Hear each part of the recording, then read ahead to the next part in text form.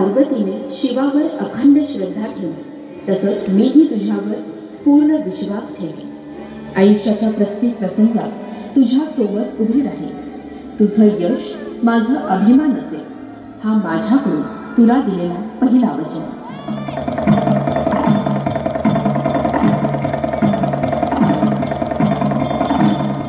जसं शिवाने पार्वतीचा सन्मान आयुष्यभर राखला, तसंच मी तुझा मन, भावना आणि स्वप्न यांचा आदर ठेवेन.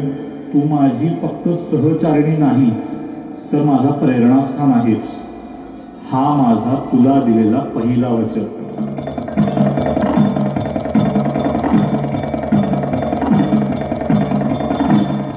तुझ्या कुटुंबाला माझं स्वतःचं घर समजेल. त्यांचा सन्मान, प्रेम आणि आनंद हेच माझं प्रथम कर्तव्य असेल. तुझ्या माता पित्यांचा अभिमान होणं यासाठी मी सदैव प्रयत्नशील राहील. हा माझ्याकडून तुला दिलेला दुसरा वचन.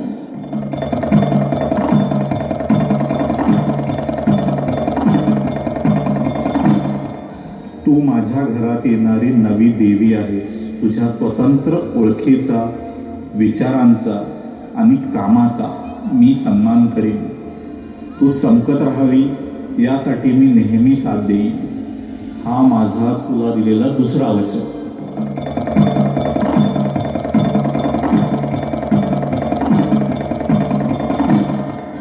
आपलं आयुष्य सदैव प्रेमपूर्वक हसत खेळत प्रवास करत आपण ठरवलेली स्वप्न उभारत घालवूया.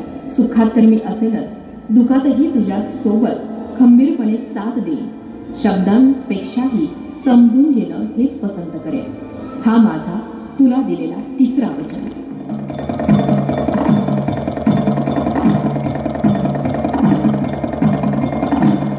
तुझ्या प्रत्येक निर्णयात मी तुझ्या बाजूला उभं राहीन.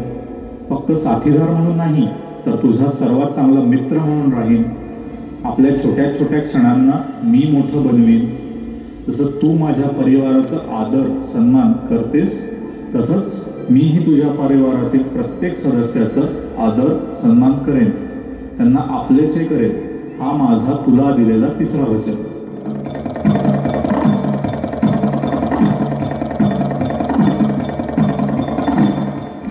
आयुष्य कितीही बदललं, कितीही दुःख समोर आली, तरी आपलं नातं श्रद्धा, विश्वास आणि प्रेमावरच उभं राहील. आपण एकमेकांचे आभार होऊ. शिव आणि पार्वती सारखे आपल्या संसाराचा संतुलन सदैव राखू. हाच आपला दोघांचा संयुक्त 7वा वचन.